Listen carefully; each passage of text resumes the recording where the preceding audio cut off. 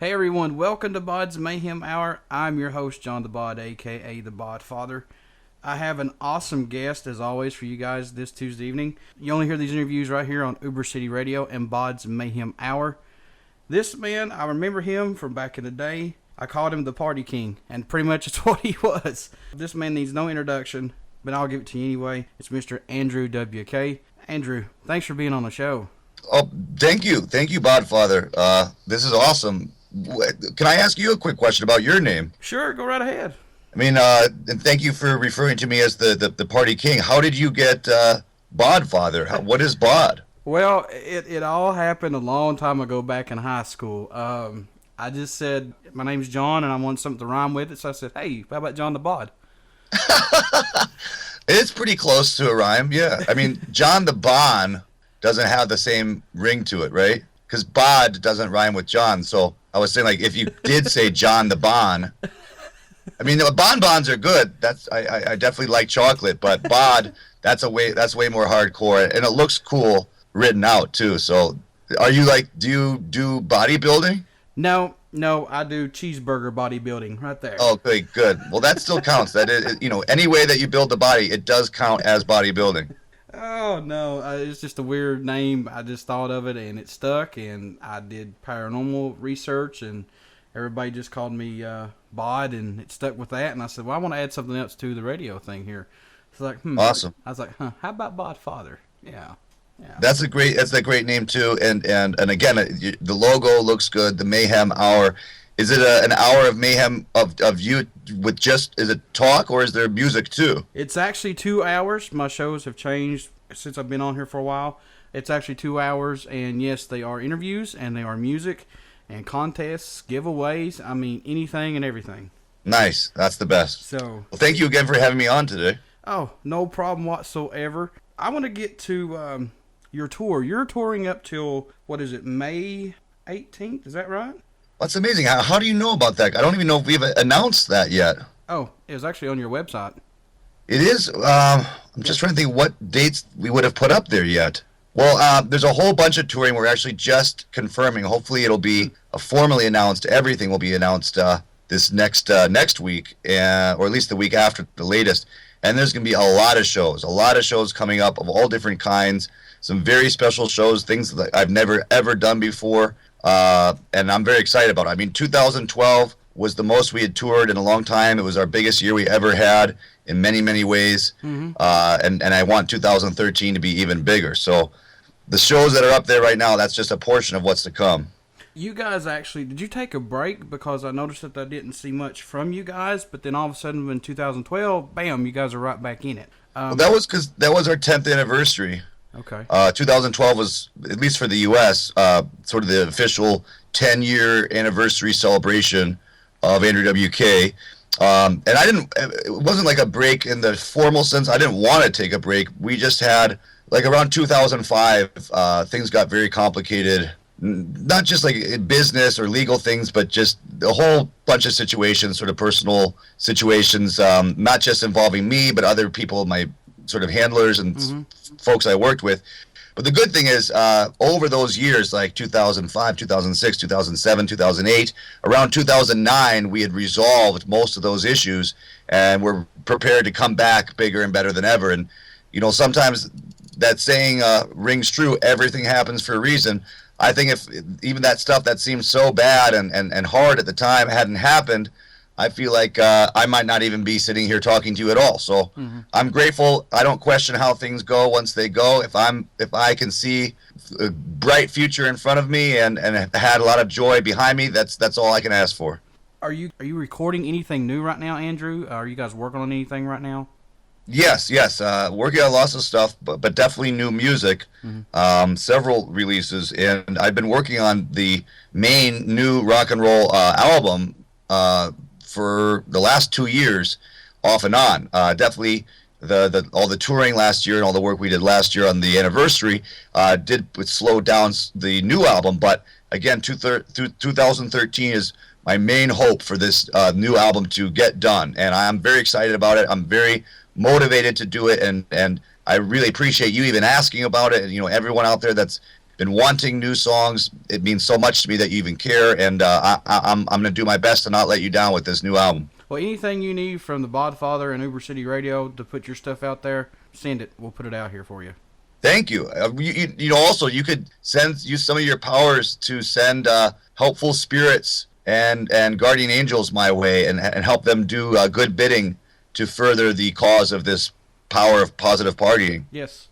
Yeah, because we want to keep you around a long time, dude. I really like your music. Yes, use your paranormal powers to send good spirits.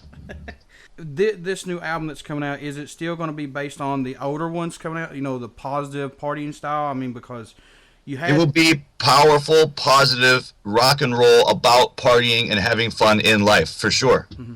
You also are a motivational speaker, correct? Yes, that is something actually I started doing in 2005. Okay.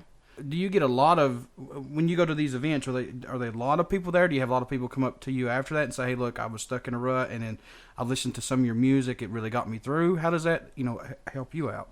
It's all different kinds of venues. I've spoken in very small classrooms and then in, 1,000-person auditoriums. Mm-hmm. It all just depends. That's what actually makes it really fun. I always enjoy variety and contrast and dynamic range of experience, and certainly just going up and talking on a stage without playing songs or something, that's very different right unto itself.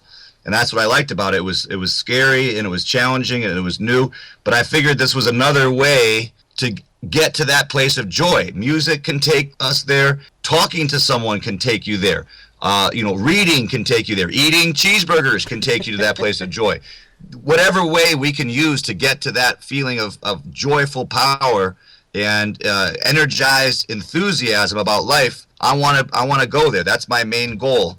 And yeah, people have said that they've gotten a lot out of it. Actually, what's been interesting is a lot of people that I meet, as much as I meet people who like the music, there's people I meet all the time that don't like rock music, or they don't like real loud music at all, and they'll tell me that they read something in an interview, or maybe heard a radio interview like we're doing now, and they got something out of that, and there was no music involved. So I don't want to discount any way to get through to someone and give them that sense of positive power. That is what partying really is to me, and every way counts if it makes you feel better. You have your own record label, is that correct? Yeah, well, I did start a record label. That was part of some of the complications during those years. It's technically not my label anymore, but I did begin it, and then some of the people I've worked with ended up taking it over, which is totally fine. Yeah, it's not a bad situation, but I am involved in it, and it's a great pleasure getting to help release music that I think is so fantastic. You also opened a downtown club in New York City called Santos Playhouse? Santos Party House. Party House, yeah, my bad. No, it's all right. People call it Playhouse sometimes. It's all about partying. That's how when you think of me, think of partying. And this is Santos Party House. Yes, that was something else I began working on in 2006. Mm-hmm. During those intense times, wanted to stay busy and keep doing everything I could. If I wasn't allowed to tour with my band or make albums, then maybe there's other things we could do. And we thought, well, we've loved playing concerts all around the world in different venues. What if we could build our very own venue, our very own nightclub? And it's 8,000 square feet. It's 2 floors. It's right downtown in Chinatown area in Manhattan. There's going to be an amazing party there tonight, actually. A very intense performer named Natalia Kills. She is performing there tonight. It's one of the biggest and most exciting things I've ever gotten to be a part of. And if anyone's who's listening to this comes to New York, please come party at the Party House. Oh, definitely. And the age limit, is there an age limit, or? It's all just depends on what night it is, what show or what party. We have all ages. We have 16 and over. We have 18 and over. We have 21 and over. And we've done a few nights that were 65 and over. It was for seniors only. So we do it all, really. That is cool. I can see the seniors in there rocking it out. Yes, a daytime disco. That's awesome. Let's talk about how you got started into music, Andrew. Okay. Well, I started with piano lessons. Okay. Have you ever played piano? No, but I would love to learn how to play any type of instrument. Well, I recommend piano because to me it's the easiest one. I mean, the one trick is compared to something like a guitar or a violin, it is a bigger instrument. Even if you're playing a keyboard, it still is. It can cost more and it is bigger. Mm. But in terms of easiness to learn, you can sit down and you can play right then, just pressing the buttons. Right. You might not be as great as someone who has done it for 10 years, but I don't know if you ever tried to play like a trumpet or something or a saxophone. It's very hard just to get a sound out of it. Mm-hmm. With piano, you can get a sound just right away, hitting the keys. And I think that's really satisfying and encouraging for someone who's learning to get that immediate satisfaction of hearing that sound. And then you're just off and running. Yeah, because you can easily get frustrated by playing an instrument if you can't learn it. And it takes time to develop it. That is absolutely true, and believe me, I went through tons of frustration, and still do sometimes, anything that's challenging. But one of the great things about learning anything, not just an instrument or music, is that going through that frustration and then actually conquering it and doing it and seeing yourself make that progress, it doesn't just give you the joy of that achievement, it gives you that sense that even if something is hard or doesn't seem like you can do it, if you stay at it and keep practicing, or keep focused and keep giving effort, you will be able to do it. I mean, if someone else can do it, you can do it. It just is a matter of your will, your desire, how bad you want it. Mm-hmm. And even if you master it, I mean, you're always critiquing yourself. You're always finding the next way to better yourself at that instrument. Exactly. And that's a great mindset. So you never settle, never get complacent, never feel like there's nothing more to learn. I still take piano lessons from time to time, mm-hmm. just to try to do things that I couldn't do before. You always want to relish your accomplishments and achievements, but also use that sense of ability that you've developed to push yourself back out of the comfort zone. How was the music scene when you were coming up and playing local shows? It was very good, and I credit that a great deal with what I was able to do, what I learned, what I saw other people doing. I had a lot of very good role models. In my high school, in my junior high school, in my town in general. I grew up in southeast Michigan, near Detroit, near a town called Ann Arbor, and there was just tons and tons of people making amazing music and living their lives in this way where for a young person like me to see, it just made it seem, again, like if they can do this, then I can do this. They're showing me that it's possible to live like this and to spend your time doing something you enjoy. Mm-hmm. And sure, there were other people around that were saying, oh, you'll never be able to do it. You'll never amount to anything. You can't do what you enjoy all the time. Life isn't worked that way. As you get older, you'll see that the world is a horrible place. Everything sucks. But I would just stay focused on these people that were doing it and that were enjoying their life and following their dreams. And I was very lucky to be surrounded by just endless, brilliant people and mentors that would teach me and answer my questions and lead by example. They were good role models for me. The world is what you make of it for yourself. I agree. I love the ones, especially the naysayers, because that only gives me more motivation to prove them wrong. I agree. And, I totally feel the same way. Sometimes a naysayer, I'll just do the exact opposite of whatever they would tell me to do. Mm-hmm. Mm-hmm. So they would say, "Don't move to New York. It's a horrible place. You'll never make it. You'll be back here in Michigan in 2 weeks." So you better believe that I was determined to not move back in 2 weeks just to show them. I had family. I do have family up in Michigan, still up in Ypsilanti, and oh, nice. I lived there too. Oh yeah. I the first time I ever went up there, I'm from the South, man, and I love the South more than anything, but. It took me a couple of weeks to get used to it, but it was actually all right after for a while. You just got to get used to your surroundings and stuff. But what was it? The cold? Yes. Yeah. Oh, yeah. Well, yeah.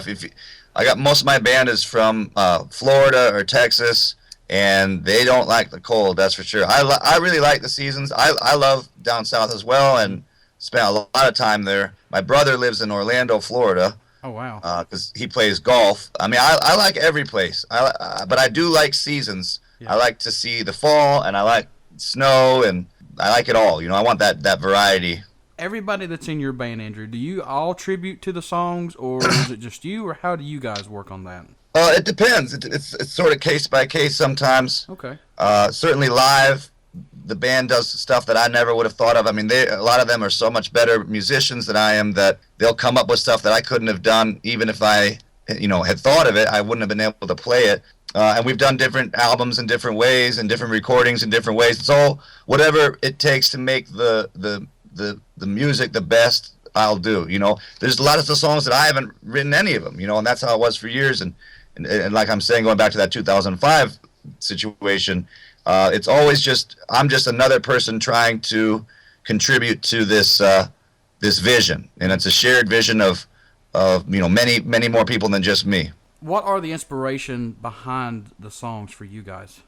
It's just to get to a place that feels good, a physical kind of excitement and energy that makes you feel like you're standing on top of a mountain with your hands raised up over the air, with a smile on your face, and everything feeling good in every direction, and a sense of possibility and freedom and power. That is the inspiration, to feel like that as much as possible in life. I feel so positive sitting here right now.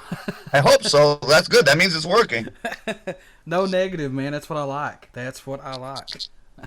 Let's talk about your influences. Who were some of your major influences?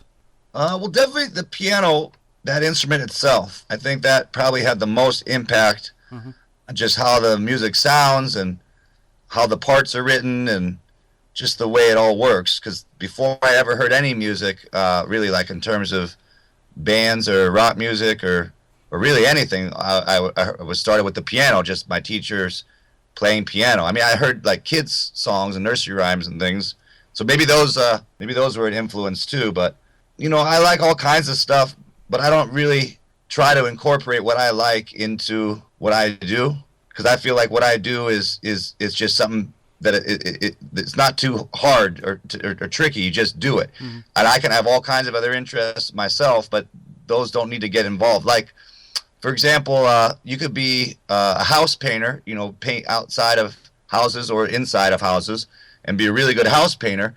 And you might also be really interested in other kinds of painting, like painting portraits or, landscapes, but you wouldn't necessarily start painting a landscape on the outside of a house. Not to say that wouldn't look amazing, but if you were hired and your job and your duty was to just paint a nice coat of white on this exterior, that's what you do. And you don't let your own personal interests get involved in that, because you are there to perform what's been asked of you to do. It's almost like your destiny, and especially if you feel you're good at it. And that's kind of how I feel about this. This isn't about me. It's not about what I like or don't like. This is about trying to get to a place of physical feeling, and I don't want to confuse it or stand in the way by getting my own stuff in mixed into it. Yeah, and even if you reach one person, you're successful. Yes, even if it's just yourself. Exactly. What can fans reach yourself perpetually? Exactly. What can fans expect at an Andrew WK show?